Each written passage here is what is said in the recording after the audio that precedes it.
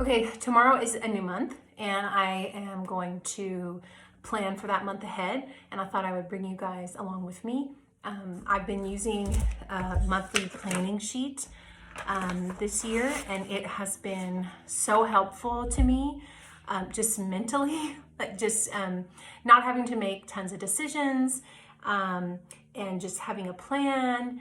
And so I thought I would share it with you guys how I work it out, because it's really quite simple to do and it doesn't take a lot of time either. And I actually look forward to it each month, just because it feels good. It feels good to put a plan in place. I do want to say that when I first started homeschooling, this would have been like out of the picture for me, way too overwhelming, and not fun at all.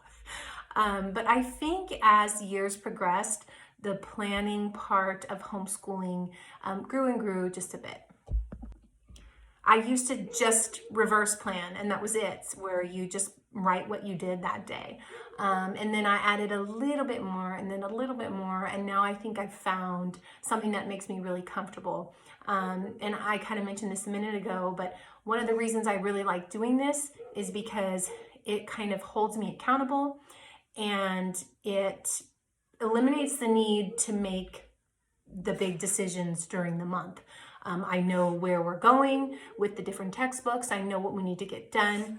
And I can see where we're headed.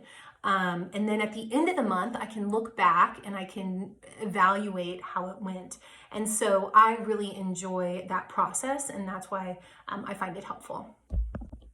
If you were interested in trying to do this, but you didn't really want to commit to it, I might suggest trying it just for one subject. So pick a subject, even if it's an easy one, just pick one subject and try it for that month and see how you feel at the end of the month. And if you get to the end and you're like, that really didn't make a difference for me, well, then don't do it. But if you thought, that was really helpful, okay, so the next month, try it for 2 subjects. So I used to only do math and language arts. And now I've even added some more things here and there to kind of help me out. And I've enjoyed that. So it's been a growing process. Okay, I'm just gonna jump in. The only thing I've done is I've printed 1 copy. Now we do a 4-day school week. So I'm gonna be using this sheet, and I can link it for you. I have this as a free download.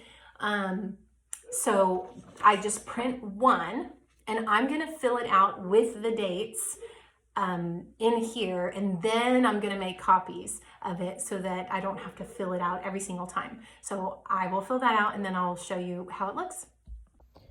Okay, so this is it all filled out. I've got the month here, and then each one is Monday, Tuesday, Wednesday, Thursday. And so it starts on Thursday, February does, tomorrow. And then I just fill in the dates here.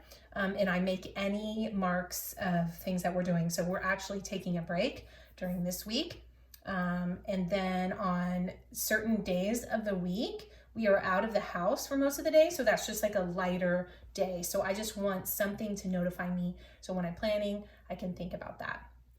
So now that that's done, all I'm gonna do is go and make copies of this so I have enough for each subject that I wanna do.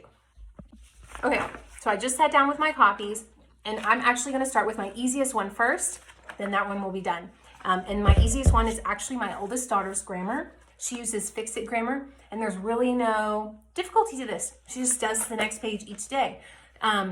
So I thought to myself, why would I write that down? However, it really helps me to see what's coming. Sometimes they have lessons in there, and I might make a note of that. Also, it shows me how far ahead we're gonna get. So for example, before Christmas, I said, oh, look, we're gonna finish the book on such and such day. So it's just kind of nice to see that. So I'll show you how I do this one. Super simple. Okay, so we're starting with week 4, day 4. And so right here, I'm just gonna write week 4, day 4. And actually at the top, I like to put the child's name. And then this is Fix-It grammar, okay? These are the little Learn It pages that I was talking about. So If I want to do something with them, I might make a note, but this is actually a review from last year, so I'm just going to pass it. She'll read it, but there's nothing separate I want to do.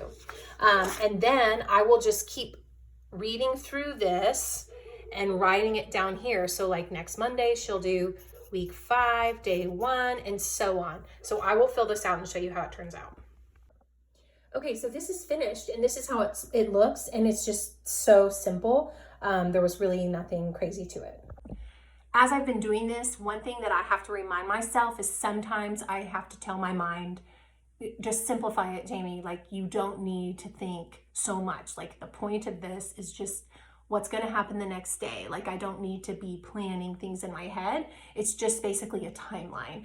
So even just now, I'm starting to think, oh, maybe I should write that I could do this and this and this. And I have to say, no, just write yourself. And when you get there, then you can decide how you want to take it somewhere else. So anyway, simple, simple, simple. Okay, so that was the easy one. Since I'm on my oldest child, I'm going to go ahead and do her next subject, which is going to be her math. So she actually, we're trying a new math and we're really loving it. So we're going to keep going with it. And there are 2 textbooks that we're using together. Now, this is the first time that I'm going to put these into one of these little charts. So I'm going to see how it goes. But basically, I use one of the textbooks to teach her, and it's called the work text. And then the other textbook is the actual work that she does. So I'm going to put these in here, and then I'll show you how it turns out. Okay, I just finished math for my oldest, and that was a lot harder than I thought it was going to be. For a couple of reasons. Number one, this is the first time that I've planned this curriculum out in a month, so it's kind of trying to get a feel for that. Number 2, there's 2 books that we're using, which I really like that. I like that we're doing that, but that was just like another thing to factor in. So I know that this is backwards, but you can see I've got the one book and then the second book. Even with that challenge, the reason I love this is because after planning it, I know exactly where we're going to be in the textbook. And because we switched, I was having to kind of jump around and review a few things. And now we're finally in a groove. And I kept having these thoughts like, when are we going to get to this part of the book? Or when are we going to get to this part of the book? And now I can see just how close we are. So it really gives me a better picture of where we'll be in a month. Okay, so the next one I'm going to do is phonics. This is for my second daughter, and what's tricky about this one is a couple of things. Number one, I use multiple resources, but I'm only going to focus on this book because this is kind of our main one. This is what I base everything off of, so I'm just going to focus on that. The next thing is I move at her pace. So if she needs to take more time on a page, then we spend more time on that page. So I really have to let go of letting these dates define where we're at and think of it more as just a guide. Here's where we're starting in the month. Here's where we're going to end the month. So I'm going to fill that in. Okay, so this one is super easy to see. I just put the page number and that's it. And you can see some of them I put a couple days because I thought it was going to take a little bit longer, but that took me maybe a minute. So super easy to do that one. Okay, next is math. We use Math with Confidence for my second grader and we really love it. And I'm going to keep this one very simple. I'm always going to go at her pace. So if we need to spend longer on a lesson, I will. But I'm literally just going to write one lesson a day and put it down in our sheet and then it'll be filled out. So that's it. I'm not going to make it any more complicated than that. Okay, without getting into too much crazy detail, this is what the math looks like for Math with Confidence, and we supplement with Beast Academy. So we actually just do the first lesson page, and she does Beast Academy daily along with that. I didn't write that down. I just kind of put a note here. So that's what's nice about having this extra space. I can write down what my thoughts are. But there are days where she only does the Beast Academy. This is that day that we're out of the house. So I wrote that down as well. I also decided to combine a lesson down here. So we'll see where it goes. We may not get this far, but now I can just kind of see where we'll be at the end of the month, and it's exciting. Just a funny side story. At the beginning of this year, I was flipping through this book, and I got towards the end of it, this math book, and I was like, oh my gosh, I don't know how we're going to do that. That is just so hard. We've worked really hard in math, and it's been tough. But now here I am filling out these monthly sheets, and we're going to be towards the end of the book by the end of February. I mean, still some more to go, but towards the end. So that's just really exciting. I like seeing that ahead. So my kids are actually cleaning up. It's good noises. Okay, are you still with me? I have one more left. And this is the one that I recently added that I didn't do before, but I really like having it. So I'm going to do my oldest daughter's novel study. And basically all I'm doing is setting page goals or chapter goals, and I'm writing that down. So our goal is a chapter a day right now, and I'm able to put it in. And what's nice is I know that on February 8th, we're going to finish the book. So I got to pick a new book. Once again, it's just nice to think ahead. Let me show you what I have. So even though we have a 4-day school week, I have her still read a chapter on Fridays.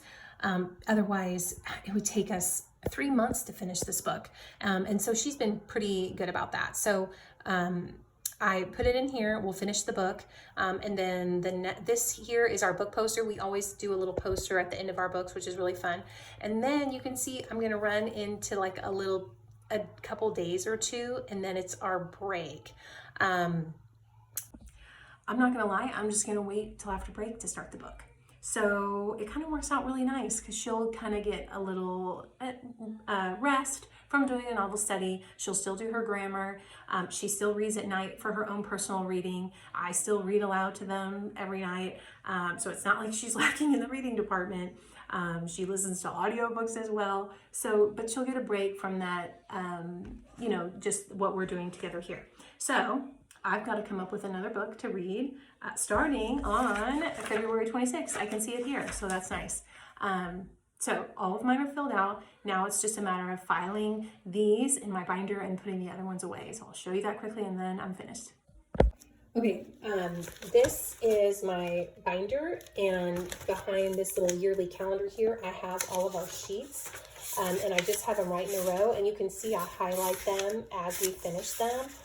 You know, here it's like, oh, we totally changed it up. So, you know, sometimes we don't make it. So I'm going to take these out, and I'm going to file them in their portfolio. And let me show you what I mean.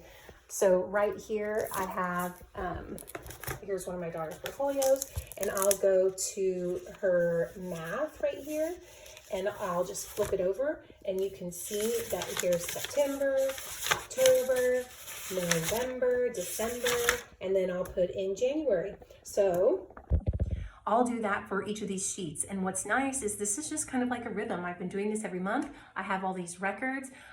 It eliminates the need to make decisions, big decisions throughout the month. And I feel good looking back, like even just showing you guys September through December, I'm like, oh wow, okay, cool. This is all in here, and this is our record. I do not keep a planner anymore. This is the way I do it. And if you've seen my videos about how I plan our weeks with our weekly checklists, the combination of the weekly checklist and this monthly planner, that is it. And it's been working really, really well. So I know I talk about this all the time, but I only share that in hopes that it's helpful to you. Maybe it inspires you to do something similar or to come up with your own thing. I just hope it's helpful. That's always my goal.